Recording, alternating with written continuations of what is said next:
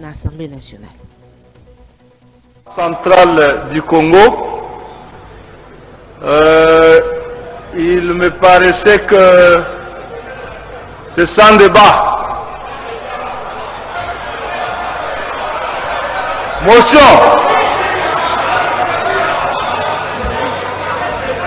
Motion a-t-il dit?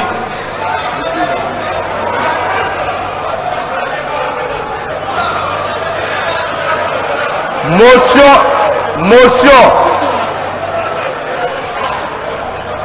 C'est quelle motion, honorable Godet? À la fois de...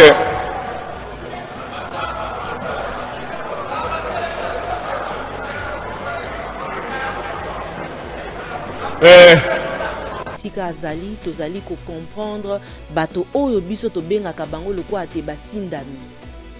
Est-ce que ba député bozwana bibonga bovanda bino bae oyo bozali ko pimela honorable Godin Poité atuna motuna te topé alobate le président Aïe alobite ba clore débat sans que ba congolais to comprendre mais oyo nini parce que moto pe azali atangi économie Godin Poité wana. Le peuple congolais mérite de comprendre ce qui se passe. Il mérite de réponses claires sur la valeur de sa monnaie, sur le pouvoir d'achat de son salaire et sur les perspectives économiques du pays. Merci, je vous remercie, Président.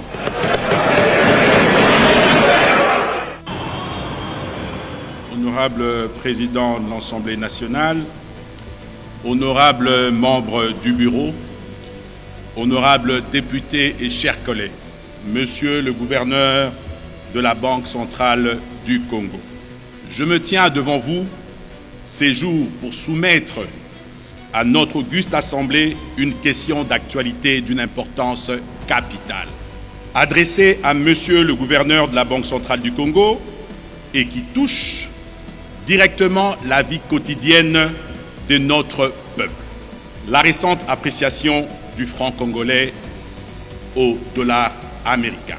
Comme chacun peut le constater, le franc congolais connaît depuis quelques semaines une appréciation significative face au dollar américain. Cette évolution peut sembler à première vue un signe de stabilité ou de bonne gestion macroéconomique. Elle soulève néanmoins deux inquiétudes légitimes et des interrogations profondes. Nous avons observé sur le marché de change que le taux est passé d'environ 2800 francs congolais à moins de 2200 francs congolais. Je m'en vais très rapidement aux questions pertinentes. Mais par exemple, préférez pas faire ça, Fali pour pas Mbongo, pour que va somber la batte, va billet, va gagner retard à concert, il y a Fali pour pas, alors que Fali pour pas à sengité. Mais bateau va sengi, t'as ici qu'à batiki bon. Moi, je me pose des fois la question, des questions dans le but. Est-ce que c'est un problème d'éducation? Ou sinon, bah, comment dans un état végétatif, bah, on va pas citer. Botala na ba image wana bana mike bazali. Nous sommes des parents. Ba bébé. Bana mike bazali. Ma bébé na stade na butu wana. Na moni ba bébé balali libanda. Bon exproprié oui. Bolongoli bango oui, mais après l'été mbala uto ata soki pe banque apesi biso alobi te toko changer dollar neti sika ba biso 23 na minute pour que na koma na bureau awa esika nazali na Gombe na moni déjà na tiki pes na uti na bandalungwa kuna na tiki ba place mususu 22400 basusu 22500 basusu bakomi déjà ko changer na 21500 kende sika na ba station poto kende kosomba essence wana nde ezali lisusu penza likambo ya pasi ya kosakana te to assister te to pe to accompagner likambo ya populisme oyo te iyo basusu bakobeta maboko me basusu biso baoto okotindaka kotinita mosu mwa lomea na ndako okolela kende pe awa bato bamemaka biso deux fois biso bato ya makolo ozwa moto longwa boulevard okende tina Willery 5. Appréciation du franc congolais. Donc, et je veux choquer les gens, puisque les gens parlent seulement de l'appréciation du franc. Mais c'est une dépréciation du dollar. L'appréciation du franc égale dépréciation du dollar. Et quand nous sommes dans un traumatisme lié à l'hyperinflation, on ne veut pas l'accepter tout simplement. On ne veut pas accepter que le roi dollar s'est déprécié. Mais c'est la réalité. Ça s'est déprécié. Donc, quand tu as de dollars, tu vis exactement ce que la majorité de Congolais subissaient à chaque fois qu'il y avait dépréciation du franc.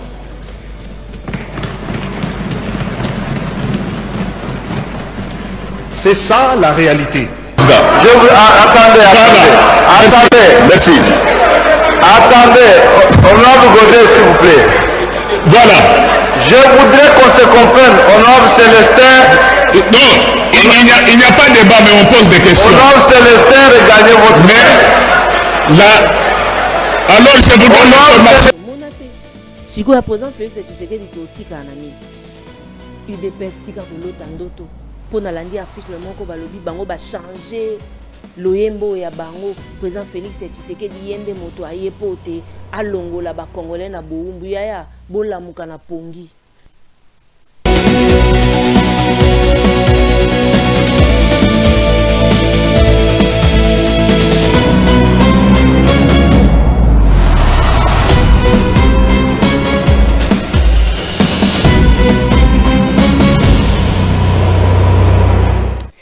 La voix de Tatiana lutte contre l'inversion de valeurs, l'intelligence au service de la nation. On a Pesibinombote Bandeko Balandi à Télé News RDC. Bienvenue dans l'émission de éducation politique. Bomisana Kamingi Kolanda.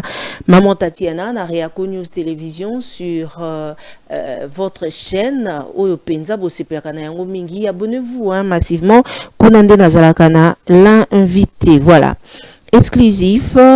Ke eloko nini oyo tokoki koloba ezali kolekana na ngambo ya bayi union sacrée to pe bayi mboka tolandaki ba question orale oyo penza ezali kosalema na kati ya assemblée nationale tokolobela yango mokolo mwalelo. Que s'est-il passé avec le fonds alloué na Mambime Matali gestion ya crise humanitaire awa na Engumba Kinshasa ezali motuna selon likambo eyetope une correspondance ya gouvernement bazali kozela depuis 2 mois un rapport détaillé concernant l'utilisation ya Mambime Matali fonds alloué ya bayi na gouverneur ya Kinshasa Daniel Bumba Lubaki pona ko faire face na crise humanitaire oyo ezali ko engendrer te mokolo lelo epai ya Mambime Matali mvula ezali penza kotungisa biso oyo etungisaka makasi bandeko na biso na date ya le 4 pe le 5 avril dernier. Mambi wana tokolobela yango mokolo ya lelo pamba te lokasa moko tomoni TV pami ya intérieur ako belela na gouverneur esengeli te aya ko pesa maloba po te baimboka to comprendre nini oyo ezali ko lekana. Tokolobela Mambime Matali bayi sinistré tokolobela pe Mambima ye Matali parce que to quitté 4 mois après mon solo basusu bazali kobela kasi basusu pe bazali te lelo bakei kofanda oboso ya palais du peuple basusu na stade Tata Raphaël basusu pe bazali na stade municipal ya commune ya Bandalungwa oyo e kosala kokoso na ndenge ya kosakana te bazali kolela te bisika eye bango bakenda kofanda ezali te tokolobela nyonso wana mokolo ya lelo tokozwa intervention ya gouverneur ya banque pona Mai Matali appréciation ndenge ya uti koyebisa biso ya franc kasi etali dépréciation ya dollar tokolobela yango mokolo mwalelo lelo mingi to vandeli Mambime Matali Engumba Kisasa tokolobela pe Mai Matali est la République démocratique du Congo pour na Mai Malobami et pe tata mokambe ekolo Félix Tshisekedi na Mambime Matali doa kasi awa na kolinga mingi to banda na likambo ya bayi sinistre pote tolandaka awa ndenge nini bazali kobelela kobwaka mbela balobi uto bavanda libanda eloko ya malonga ezali komona na te entre temps tozana mboka oyo insécurité ezali ko sala pasi epa ya bayi kongomani tokolala tokolamuka makambo wana ekokobaka kosalemaka hémorragie wana ezali kokatana te nini nde esengeli na biso tosala po te tokupe court mambima ematali hémorragie ya insécurité na mboka na biso to pe na ville province ya Kinshasa kaka te kasi na République démocratique du Congo po basusu bazali kobela te maman Tatiana soki bino kuna boko bela boye ebongo biso bayo tozali na ngambo eye tokoloba lolenge kani natali article moko ya Neo Africa balobite 11 officiers ya ba FARDC bako kenda sika bako tia bango na disposition ya justice congolaise suite ya likambo ya vente ya ba ration militaire oyo incluant 250 sachets de farine de maïs, 80 sacs de riz et 5 sacs de lait. Ainsi, oyo bazali kolobate ezali ba infraction aux consignes tokolobela nyonso wana mokolo ya lelo bandeko balandi baye bozali kolanda biso sur Reaco News P Télé News RDC. Élection après la guerre. UDPS akangi bikuki oyaye na toute perspective oyo ya scrutin en 2028 depuis plusieurs semaines ba koloba discours mosusu ezali ko s'imposer parmi ba cadre oyo ya UDPS ba ko bwaka mbela mosusu biso to koyoka kapete balobi maponomi ekosalema te pamba te président Félix Tshisekedi azali na mission moko oyo azoya pote aya kobotola mboka na biso na maboko ya bayi Rwanda kasi ekosala bulu yeke parce que tokoyoka kape bayi politique na ngonga eye sur l'affaire ya makambo mazali kosalemaka na doa basusu balobi te président Félix Tshisekedi akomi mona lokola nzambe ye moko kaka nde azali na droit ya kokende kosololaka kasi ba kobelela ete esengeli cohésion ezana nu epa ya biso cohésion nationale toyoka bambela wana ya ba opposant ebele babelelaka makambo yango bosololani totala même ba prela koluka nzela ya kimia kasi président Félix Tshisekedi toko mona kate azali catégorique mais rien ne marche et loko moko ya malonga ezali ko marcher te na mboka na biso République démocratique du Congo maman Tatiana toyoka bepo te to solola ensemble na bino toela na biso eloko moko ya malonga te oboya boluka soki nini te awa epa ya biso ezalaka nde bosolo ya solo bosolo e solo nde awa maman Tatiana alobelaka yango Derrick Lukeba akobandana nukopesa biso extrait ya bilili oyo elekanaki mokolo ya lelo na mambi maye oyo babengisaki gouverneur ya banque centrale tolandaye et juste après tokozonga pote to solo la suivez. Il y a eu appréciation du franc congolais. Donc, et je veux choquer les gens, puisque les gens parlent seulement de l'appréciation du franc, mais c'est une dépréciation du dollar. L'appréciation du franc égale dépréciation du dollar. Et quand nous sommes dans un traumatisme lié à l'hyperinflation, on ne veut pas l'accepter tout simplement. On ne veut pas accepter que le roi dollar s'est déprécié. Mais c'est la réalité. Ça s'est déprécié. Donc, quand tu as de dollars, tu vis exactement ce que la majorité de Congolais subissaient à chaque fois qu'il y avait dépréciation du franc.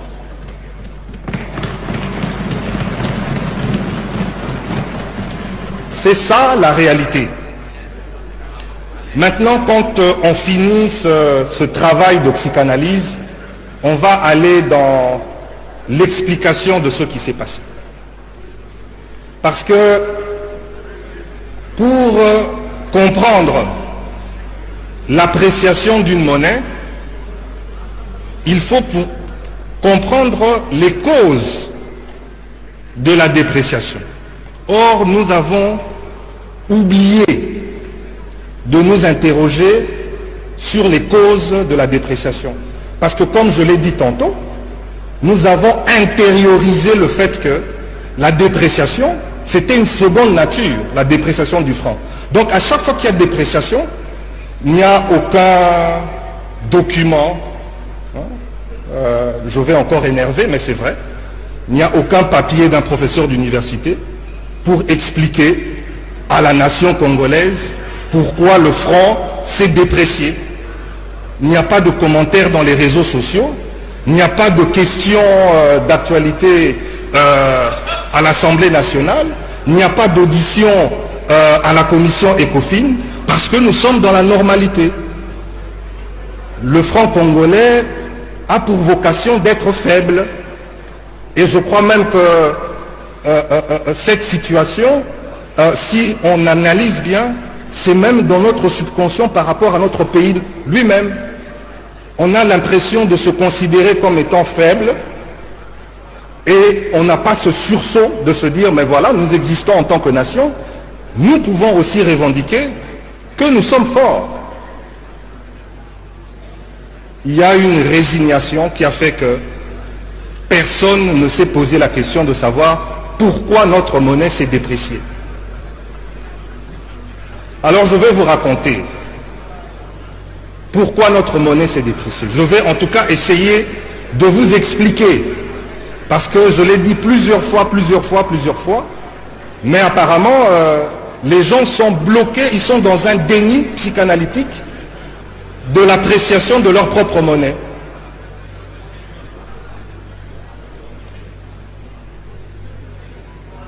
Fin 2021, après plusieurs discussions, la Banque centrale a accédé à une demande des banques commerciales.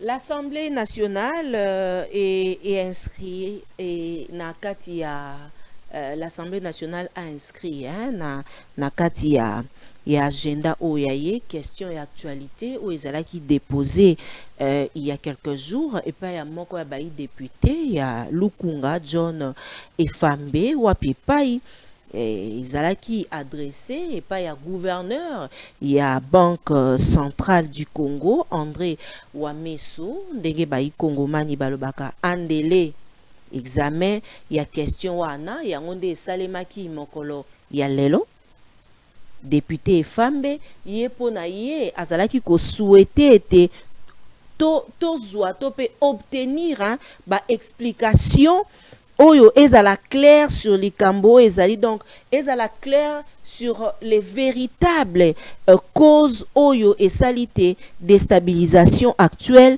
ya franc congolais ainsi que ba répercussions économiques oyo il y a et sali biso pasi surtout biso ba maman ba etokendeke mingi na kitunga ba maman kitunga ya maman ezala ki pasi mingi les ménages déjà durement éprouvés ba susu o ezala ki pe selon ye alobela ki likambo ya gravité ya situation ezali o ezali ko fanda donc esengeli na biso te tozwa eyano urgente pe transparente na part ya BCC afin que to rétablir confiance ya public wana ezali député Efambe na lokasa oyaye pe likambo ya ko préserver likambo etali nini stabilité monétaire na mboka na biso République démocratique du Congo.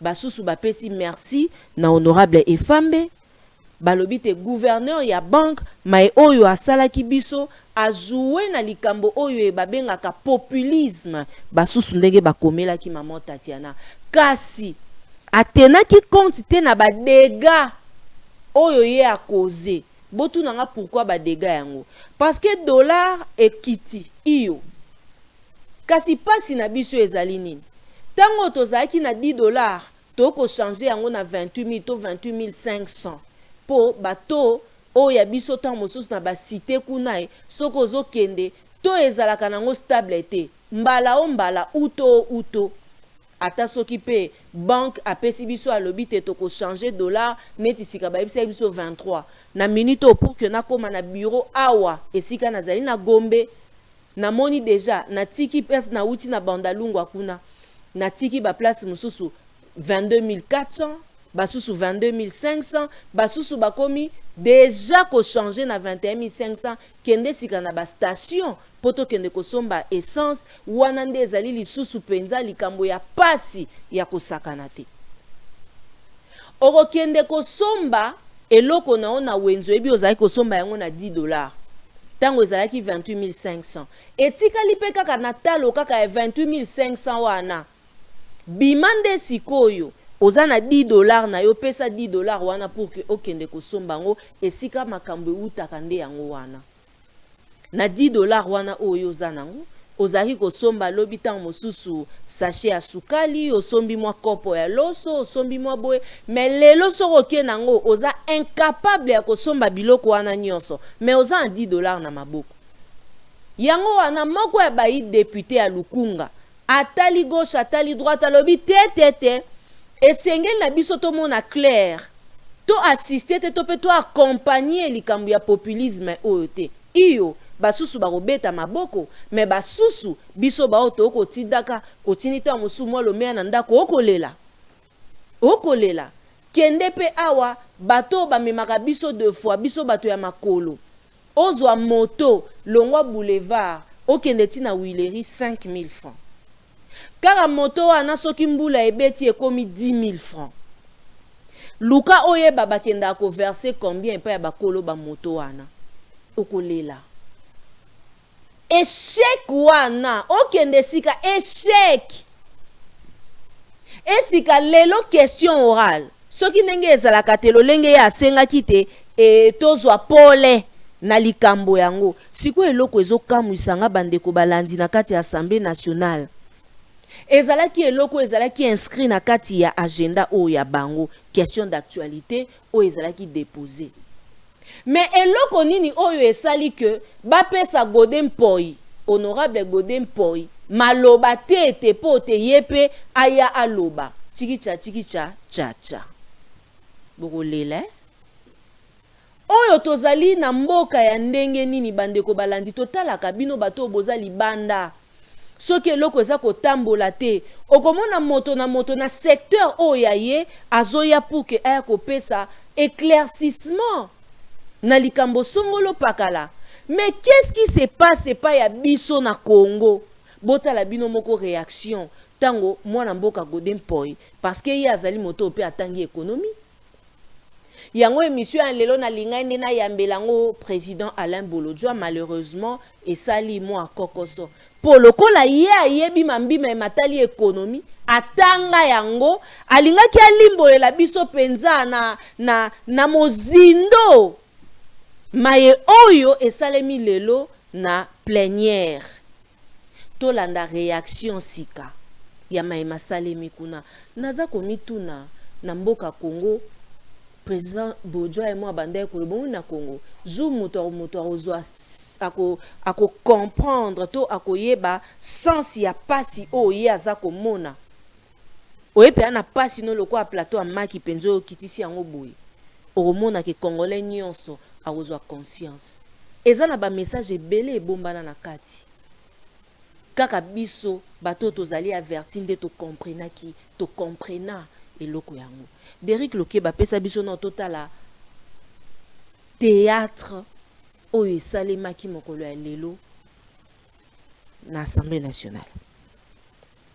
Centrale du Congo, il me paraissait que c'est sans débat.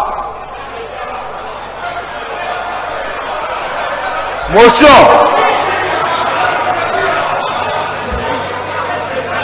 Motion a-t-il dit?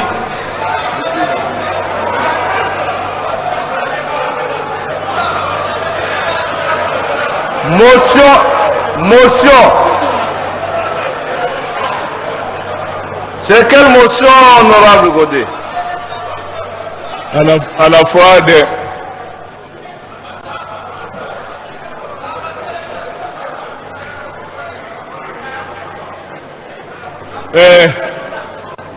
Honorable Président,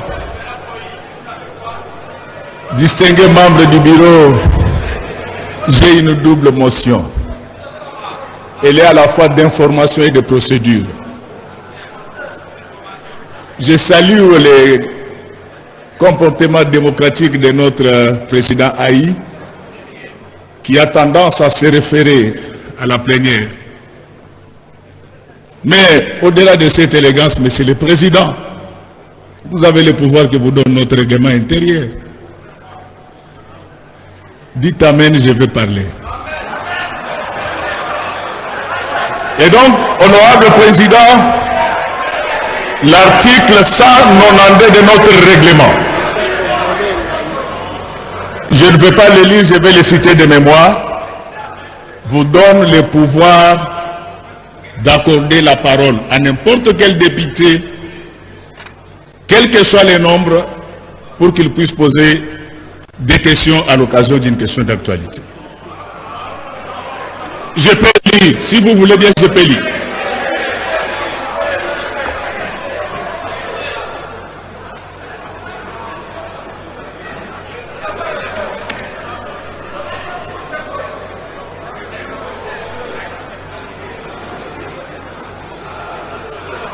Honorable Président, je vais lire l'alinéa 2. Le Président donne la parole à l'article 192. Alinéa 2. Le Président donne la parole alternativement à chaque député pour poser sa ou ses questions. S'il vous plaît. Pour exposer, bien sûr. Non. C'est la suite. C'est du droit parlementaire. On donne la parole à chaque député. De votre protection. Vous avez la parole.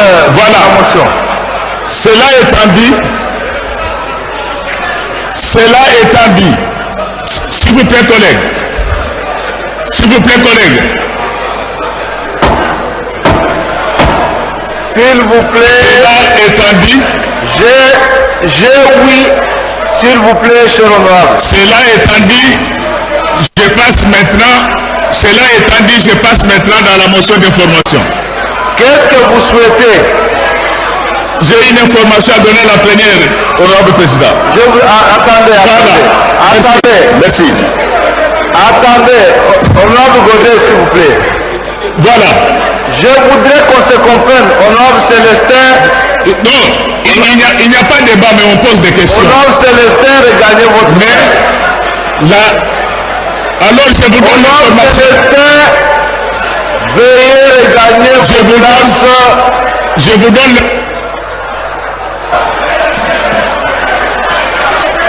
S'il vous plaît, il n'y a pas de débat, je donne seulement l'information. Veuillez. Honorable Célestin, s'il vous plaît, il n'y a pas de débat. Le débat aura lieu parce que je vais adresser une question orale avec débat au gouverneur. Donc, ayez vos apaisements. Ici, j'ai déjà préparé une question orale avec débat que je vais adresser au gouverneur. Ça viendra. Mais il y a une information à vous donner. Alors, il y a, honorable président, les définitions incomplètes et alambiquées qui ont été données ici à ce qui concerne les réserves obligatoires et les allègements fiscaux, ça mérite une précision. S'il vous plaît, honorable Godet, attendez. S'il vous plaît, je voudrais que l'on se comprenne.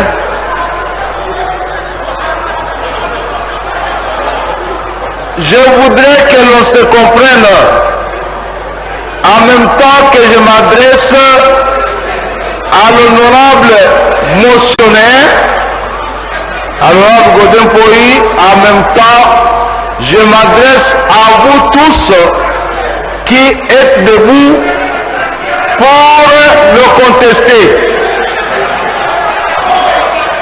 Je crois que ce n'est pas démocratique de s'opposer à ce qu'un collègue expose une motion en même temps que vous demandez la motion pour contredire la motion. Voilà, merci beaucoup, honorable président. Nous connaissons comment... tout ce que je voulais dire... Nous connaissons comment notre règlement gère les questions de motion.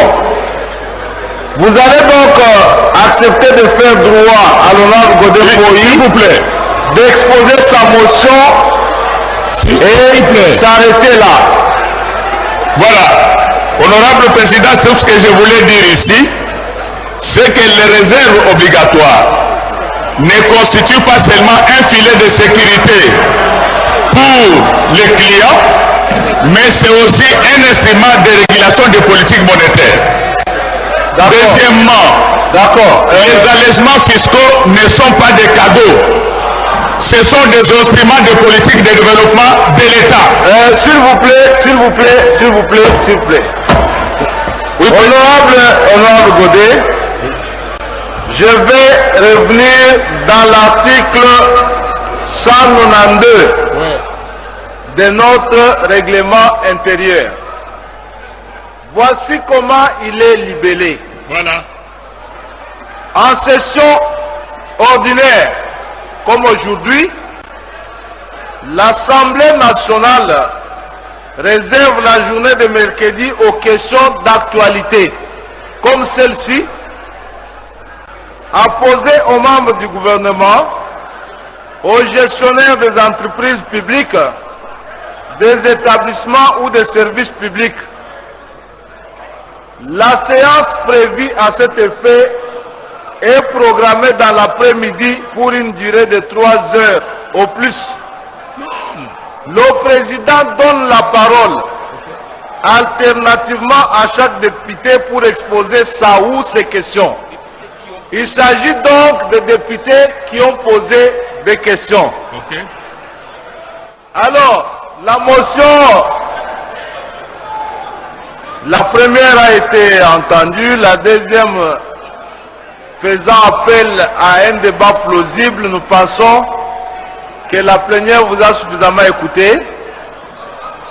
Nous allons donc clôturer la séance relative à la question d'actualité. S'il vous plaît, honorable président. Je vous en prie, mais nous allons donc... S'il vous plaît, honorable président. S'il vous plaît, honorable président. Je vais poser le problème, mais c'est lui le concerné. Non, s'il vous plaît. Merci beaucoup. Merci beaucoup. Nous allons donc clore le débat sur la question d'actualité et inviter monsieur le gouverneur de la Banque centrale à bien vouloir regagner son bureau où de nombreuses priorités. Mesdames et messieurs, Bino Baibozali Kolanda Maman Tatiana Mokolo ya lelo, j'ai des larmes aux yeux tant on a lundi, Maïmalekani lelo yo sur Mambi Maïmatali question, il y a actualité, na ebité ceux qui moto na moto esika azali, tozali ko comprendre bato oyo biso to benga kabango loko ate batindami. Est-ce que ba député bozwana bibonga bovanda, Bino Baye oyo bozali ko pimela honorable Godin Poïté, à tout na motuna te, topé à l'obate. Le président Aïe, à l'obité, baclore débat, sans que ba Congolais to comprendre, mais oyo nini, parce que moto pe azali atangi économie Godin Poïté wana. Pour l'embala yambo pe, nazali d'accord na ye, et sengela ki ko tika ye à loba, oyo ye azalaki. Parce que ba Kongomani ba yike to mona loko ata mususu yende moto azaki moto yo penza pona lelo atengamaki na ngambo na biso peuple congolais ba yi population o tozali ko souffrir o soki mbula ebeti tozali ko zinda na bandako na ba mai oyo lelo yo soki moi makasi biso nde bato toza ko souffrir soki to ya dollar ekite mata biso nde na pasi na embouteillage biso bango bakoya be na makelelo oyo ya bango tosi toyeba bango koyoka be wa soko oki yango ekolela ndenge wana yeba te bango wana bato ba sens unique biso ndenge tozabwe soki te tosi tokangamaki na embouteillage tokangami nzoka nde bango bazali batindami ezali pasi pe mawa bandeko balandi.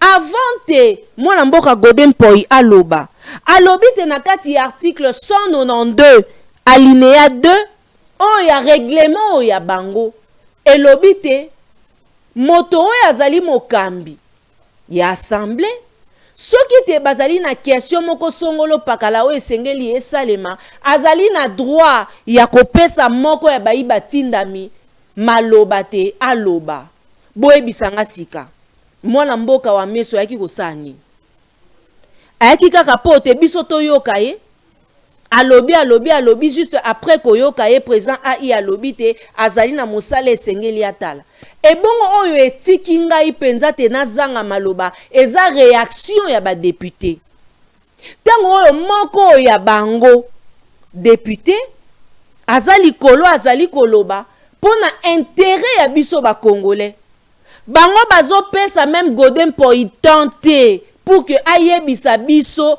oyo ye azali na yango po yende moto atangi économie alingaki afongolela biso pe mpoke moto azanga mabe azalaka te. Pourquoi pas laisser Godin Poi aloba pe ndenge azalaki yango wana eske to pesa batoto yambaka na ba plateau na biso o balobaka te nungu ezalaka bango balingaka be soki débat eye soki likambo songolo eye toyoka kaka nde toloba na confirmer te ora to mususo moi déjà moi epesami yango wana esalaka te makambo ezokende bongo et peuple kovanda pe to musu na émission maman Tatiana zo sala oyepo yo ofinganga mais biso nyonso tozo souffrir biso nyonso tangu passion ezo salema boye bandeko balandi biso nyonso nde bato oyo tozali na pasi ezali bato wana te ezali bato bozo défendre te bapesi biso misala te batiki biso na nzala basali biso ka bongo po tozalaka na sima na bango tolanda bango ba moprezo tolanda bango ba honorable ebele ya batu wana eloko nini obako créer bana ba congolais te misala ezate ba compagnie nyonso ya l'état elimwa yango ebele bakomi na bango ko préférer akei na mikili abwaki ngunda alukata moya benda bana na ye na mbongo na ye ya pasi azongea na Kinshasa pote atonga akei batekeli na l'état esika ya mabe après lobi babuki ye lelo a se retrouver yole l'exemple ya mon boss Eric Lele na Lele House kaka yete eza na bato ebele bisika wana nyonso banani nde batekela bango kosala kape ba étude avant ya kosala ka chaque chose bozo buka eza mabete ebongo bato bozo buka bango bambongo na bango ate ya mwa moke wana o bango ba dépensaka peuple congolais honte à vous bino bayo bozali besima ya bayi politique pona ko défendre bayi politique non eloba ndeko nanga moko Nathanaël nenga loba sengel to boré bato yo bazo triquer match to kofanda boeti wapi tozalaka besima na bango tolandaka be bango mais non Godin Poi apesi article wana alobi te na kati article yango esengeli ko metala ba député bango moko ayepe pa na bino boye bovandisi e bobeteli e maboko asombeli bino ba bière bomeli tala vie ba congolais to koma nango ba melisi bino na ba bière ba memi bino na bisika moko boye et après solution ya malonga tozwaka te makambo ya malonga esali makate pa ya biso mais yo ofandi liboso ya machine liboso ya télévision oza kotala mama Tatiana ozolia minu bandeko no ana Kinshasa bana misala te ozolia minu bana bandeko no bazotanga malonga te ozolia mingi biso nyonso na ba mama na batata na biso me tozo souffrir ne loko moko arrêtons babiloko wana soki omeki oloba boye ngamo mosusu babengisi yo nesinga songolo pakala honte à vous pona maman Tatiana kolemba te ko dénoncer makambo ya pasi o tozali komona l'honorable Godin Poi lobi aza na double émotion toyoki nini tokangi nini soki alingi banda koloba boye bango moko bandeko na ye bakomi ko embrouiller ba député bakomi ko embrouiller ebino bozo sepela dollar ekiti eza problème te impact nini ya dollar o ekiti o ezo sela biso na kitunga mama nous autres toza na ba famille Et comme il est là, pas si bandeko. Ah non, le banabino na ebité son na tikinda kunanga balieni nie. Mais na yeka pona yo dénoncer makambu oyo biso nyonso ça na avantage ya biso nyonso. Mais vous allez remarquer bato basusu bavandi na ngambo na bango bakoloba non awe elekate. Et pas na biso makambu wana ekolekana te. Merci na honorable Fambe. Merci na oyo salaki ya question et actualité.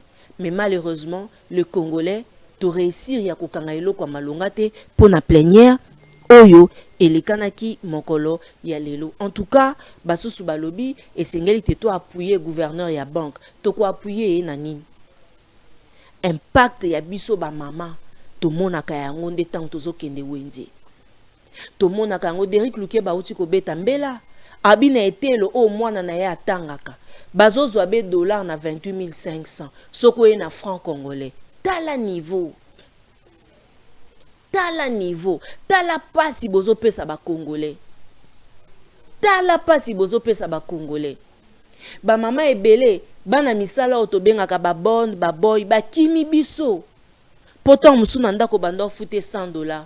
Azu $100 na kendo changer, a changer 22 000. Aomona ngombongo mukie po ekokele te afuta ndaku afute la bana etelo afute la bana a se retrouver a ne lokote na maboko. Ah biso ba auto pesa attend mususu moi $30 ya mois ya transport akomo calculer mama mikolo ya embouteillage na bambulo ndenge zali ko déranger na akomela ka na musala 7h30 et comme 9h. Yo si obimaki mwana kendeki etelo ndenge nini ozoyeba te yo moko kutu mama ozotambola nanu oyebite fin du mois soko kosuka wapi minerval ya bana bakoli ya nini makambo ebele yango lelo boza ko se retrouver ozotambola na nzelo ozoloba loba yo moko makambo eleke ebele na mutu oza na tante o se concentrer neloko songolo pakala o loba yo moko mais oza ko se rendre compte te ko zoloba mais au loba. Naebi ke naza ko se faire comprendre. Makambo belé za ko tambola te na mboka na biso République démocratique du Congo. To utaki kala mingi te awa ko assister na makambo maemalinga ki ko salema na ngambo ya ministère ya culture ndenge oyo culture et art. Après avoir kokutana na honorable Zakari Baba Baswe, tolandi ba intervention na bango pour dire que bango nde bazawana bazali penza baza na bango te na makambo oyo bazali ko accuser bango sur makambo maimatali mosolo wana. Dossier Fali Ipupa Alain Bolodjoa monte au créneau contre le ministre ya culture Yolande Elebe pour na yepe a souligner loko ezali malonga lobite Fali Ipupa pe asenga ki na ye lokote kasi na lingi tolanda analyse oyo sepelisa ki ngai makasi ya mwana mboka Alain Bolodjoa. On se retrouve juste après, suivez. Ah, Derrick Lukeba ko bongisi, c'est bon Derrick, voilà, allez, ok. Urgence et là simple il y a nécessité de non, c'est une urgence. Mais voilà, au même moment le Congolais, oyo balali des pères et des mères, des souches, des grands-pères, en difficulté, il y a des dépenses de prestige. Il y a un ancien boxeur, un photo. C'est ce que le gouvernement a comme urgence. Urgence, il y a 985 986 000 $ pour soutenir un artiste qui veut prester et qui n'a pas demandé. On veut dépenser $1 million pour soutenir quelqu'un qui est déjà riche, qui n'est pas en besoin. Mais la population au pouvoir, cette population-là est en train de croupir, de vivre dans la précarité parce que le Congo est dirigé par des gens de mauvaise qualité. C'est vrai, la catastrophe naturelle, avant, on ne pouvait pas anticiper sur ça. Mais aujourd'hui, avec la nouvelle technologie, on peut anticiper. Pas empêcher, mais au moins prendre des précautions pour réduire les effets sur la population. Après, bon il y a beaucoup de moyens classé était pas ça en politique maman Denise akenda ka pesa ka ba mbeto ba nyoso wana ya salita na ye wapi l'état un état démissionnaire l'état longwa c'est-à-dire que mboke komi lokwa mboka liboma mboke beli liboma yango moko mboke beli liboma c'est-à-dire que tout le monde a muta au souffrir na pasi mais bazo préférer ba pesa fali pour pas mbongo pour que ba sombe la batu ba billet ba gende kotala concert ya fali poupa alors que fali poupa a sengité mais bateau ba sengi ta esika batiki bon. Moi je me pose des fois la question des questions dans le but est-ce que ça problème d'éducation ou sinon bah comment dans un comment dans un état végétatif bah on a sous pas cité botala na ba image wana bana mike bazali nous sommes des parents ma bébé bana mike bazali ma bébé na stade na butu wana na moni ba bébé balali libanda bon exproprié oui bolongoli bango oui mais après Congo pezangi mabelete to produisaka ciment na mbogo oyo ba ingénieur bazali ba maçon ba nyonso bazali tozana mabaya to ana nyonso même si je peux aller au-delà il y a des maisons préfabriquées au botongaki na maluku ce que ça rappelle à solo mususu za vunda mukila ko kota njili brasserie donc vous comprenez que un projet de 93 millions de dollars il y a un problème qui caractérise la gouvernance à Félix Tshisekedi. Un bon dirigeant doit avoir deux types de collaborateurs. Ceux qui sont capables de trouver des solutions à leurs problèmes et ceux qui sont capables d'anticiper. Très bien. Je constate dans Félix Tshisekedi et dans son entourage, bateau va trouver solution à problème aux ezali, bazate. Bateau va avoir la capacité d'anticipation, bazate. Le seul qualité ou le seul bateau, tout. Et là, il y a des tourneurs. Ils investissent plus dans les détournements. Si ici, dans cette affaire, il y avait à manger, on a comme priorité. On va poser question par le ministre de la Culture. Hey, as-tu déjà pensé à monter ta propre conciergerie Airbnb? La conciergerie. Il y a culture. Mais, et bien, il y a une namboka pasi boye nanzala oyo tozana yango c'est pas possible okomina na niveau wana ndenge nini ya kobimisa 1 million de dollars pour louer ba bus osombela bato ba billet yo ozobunda mpona plein tozobunda mpona ça c'est pas la culture. Devant cette réalité omona bato bakoma célèbre oyipoani le roi bata fali ba monika sali bango soko critique olinga fali non ça n'a rien à voir. C'est nécessaire mais ce n'est pas prioritaire. La priorité est des gens. Tolobe anakimia mbalasima s'il y a un seul décès lisez sur mes lèvres ça c'est la formule à faire s'il y a un seul décès à cause il y a manque il y a voilà. Na maloba wana na koliki ya tepenza na kangi biloko babale oyo président Alain Bolodjo awuti koloba alobi te tango oyo tata mokambi ya ekolo azali kokamba bato ezali na biloko mibale oyo esengeli te azala na yango esengeli te azala na bato oyo bazali wana te likambo yango ekwei tu solution emonani na bato pe bazalaka capable ya koanticiper. Donc, ba qualité wana mibale po na ye alobi te na pouvoir ya Félix Tshisekedi ezate. Oyo ezali makasi ezali likambo ya détournement. Bazo luka kopesa mutu monsolo oyo asengi te.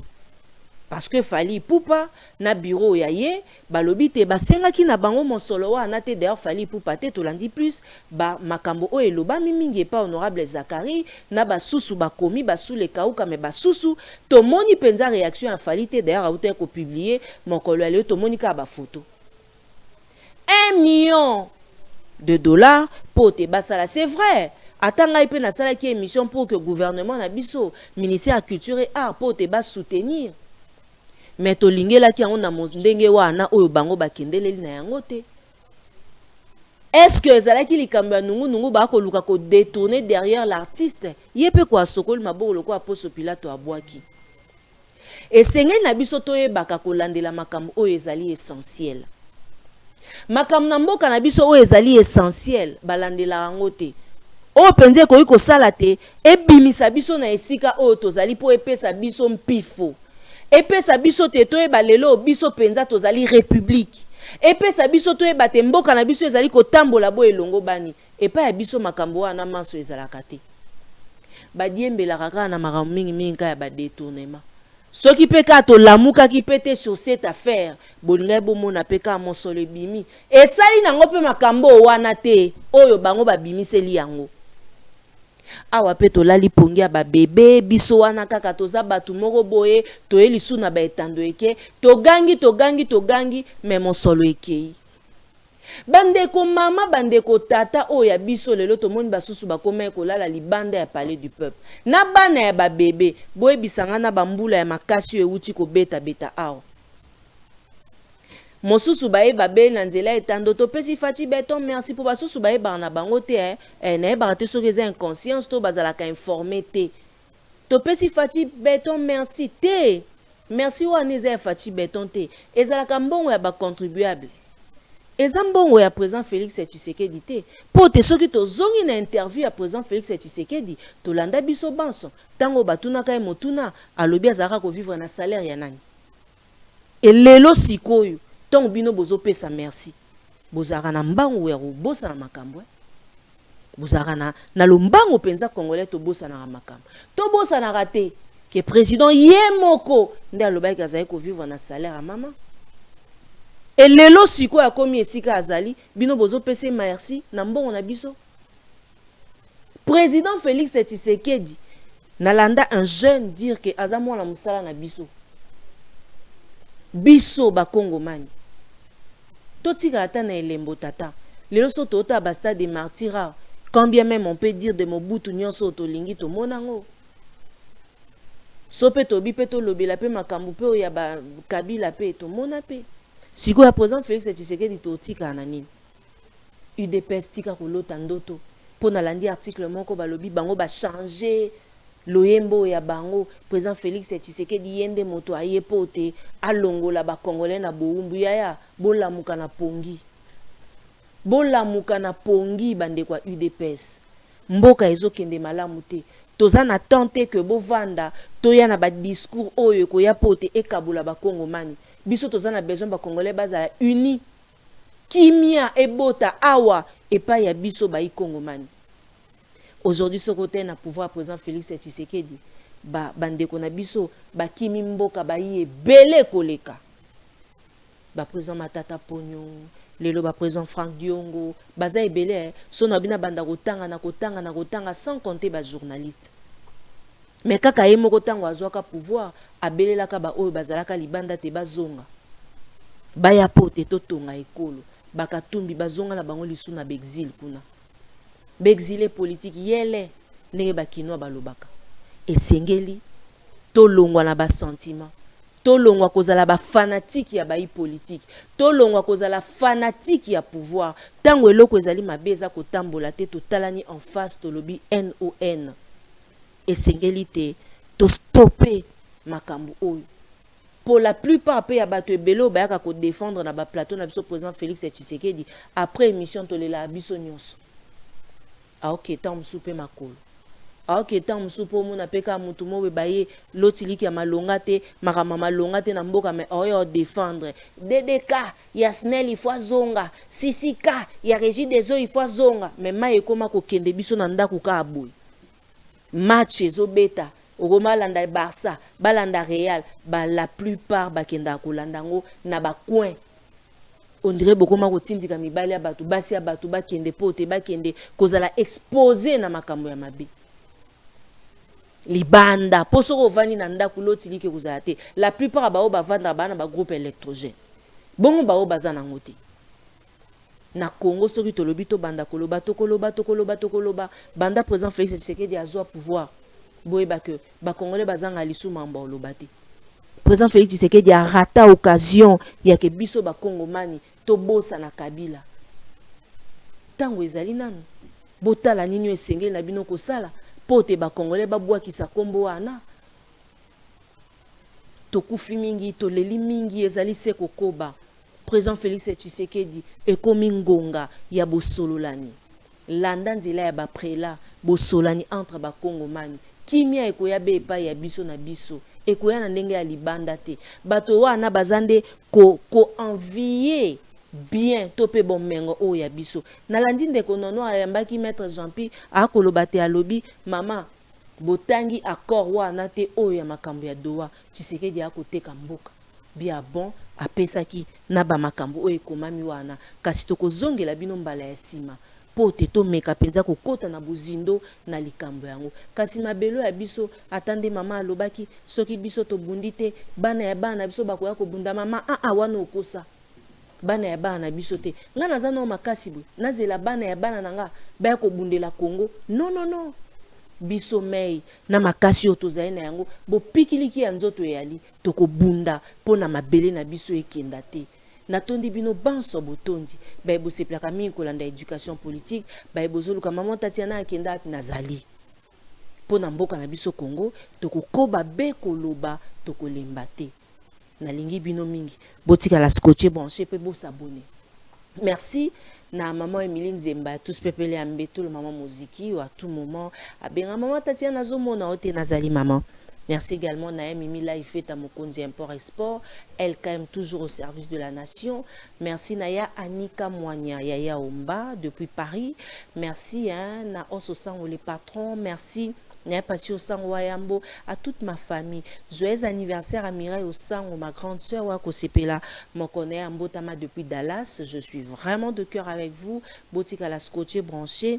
Et déjà, Bandaloa na Bandaloise, Bazali ko informé maman Tatiana que corps ya moko ya biso Derrick Sorori ko illustrer lenga image ya Trifon Engambe corps na ye et ko komela biso mokolo ya lelo na Engumba Kinshasa azali moko ya biso ya commune ya Bandalungwa oyo akendeki mikili ya poto pour se faire soigner malheureusement.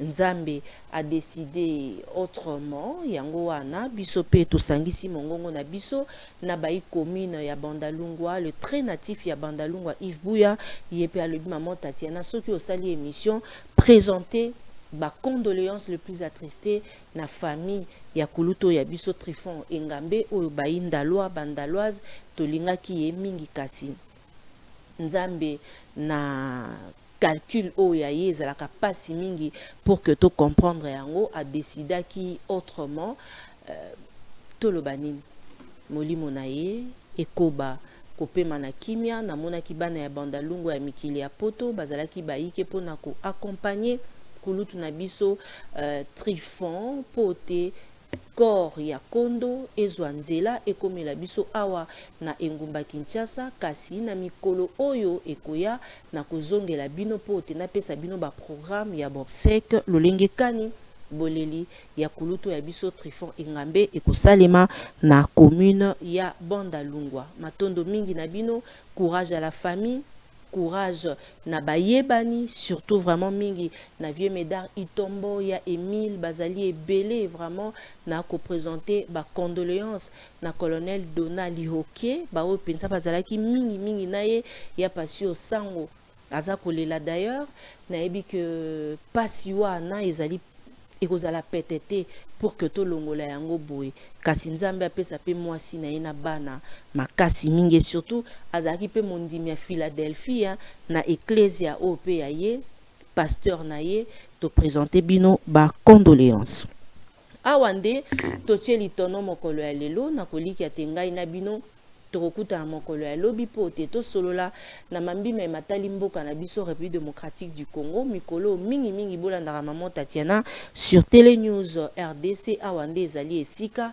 tokovanda mingi pote to solola kana bino pona maye matali mboka na biso République démocratique du Congo kala mingi te aboza ba programme vraiment oyo kozala bobanda kolandaka maman Tatiana mingi epai ya biso pona ba suggestion pona mituna pona makambo maye matali maman Tatiana numéro ezali juste awa na ba écran bobengi maman Tatiana tokosola na bino surtout soko lingi pe que na yamba yo po olobela maye matali mboka na biso République démocratique du Congo. Balobaka, l'église et la presse sont au milieu du village, mais la voix de Tatiana lutte contre l'inversion de valeurs, vous dit que l'église est le corps du Christ, Christ est vérité, alors l'église et la presse sont dans la vérité. Tokuten Abino Mokolo Alobi, merci également na révérend docteur André Bokundo a ici Kazali Kolanda maman Tatiana na ba prière na yo papa ça me va droit au cœur. Au revoir.